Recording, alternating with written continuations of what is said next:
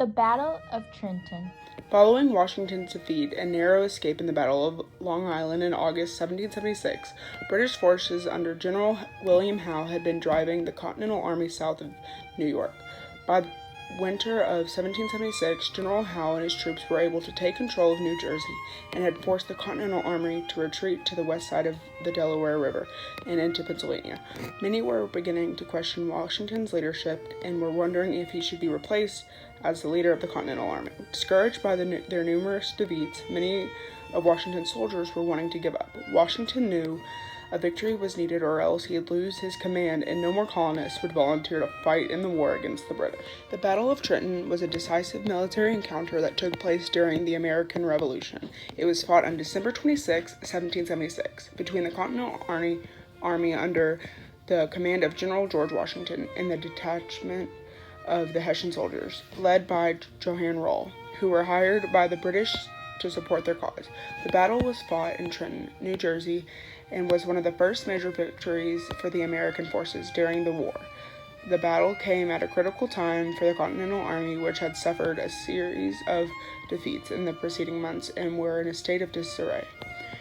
Many of the soldiers were discouraged and ready to retreat. The army was in dire need of a victory to restore morale and to demonstrate that the fight for independence was not yet lost.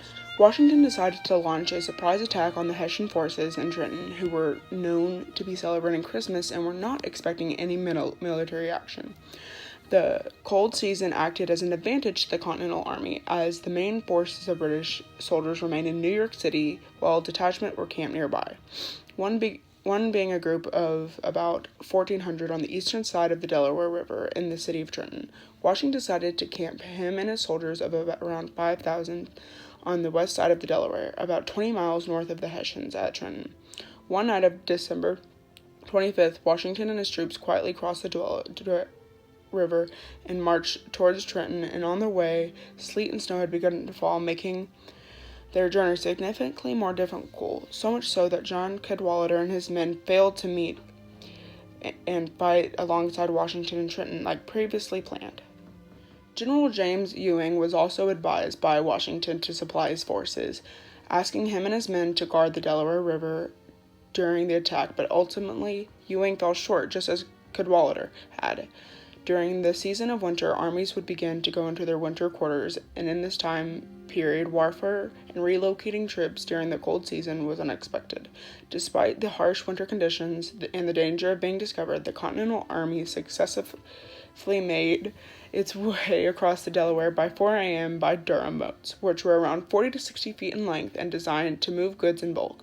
By 8 a.m. on December 26, the Continental Army arrived and caught the Hessian forces off guard by splitting into two fronts and attacking unsuspecting Hessians. The American forces quickly overpowered the Hessians, who were caught by surprise and were unable to effectively respond to the attack. Cannons and artillery were set up on the two towns' main street, preventing Americans' opponent from readying their gear and weapons. Eventually, most of the Hessians ended up cornered by the nearby Orger, forcing them to surrender. The remaining Hessians attempted to evacuate, but were cut short after General Nathanael Greene and his men guarded the north side of town, while General John Sullivan and his army were guarding the south. The Hessians suffered significant casualties, with nearly 900 of their soldiers being taken prisoner and the remainder being forced to surrender. The Continental Army suffered only a handful of casualties and captured a large number of supplies, weapons, and ammunition. The victory at Trenton was a much-needed boost for the American cause. It provided the Continental Army with a much-needed source of supplies and weapons, and it demonstrated to the American people that the rest of the world that the American forces were capable of defeating the British. The victory also helped restore morale and reinvigorate the spirit of the American Revolution, which had been lacking in the preceding months.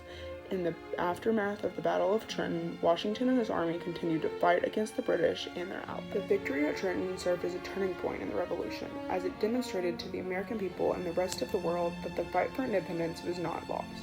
It also served as a reminder that even in the face of adversity and defeat, the American spirit could not be broken, and that the fight for freedom would continue until the victory was achieved. In conclusion, the Battle of Trenton was a critical moment in the American Revolution as it marked one of the first major victories for the American forces and served as the turning point in the war.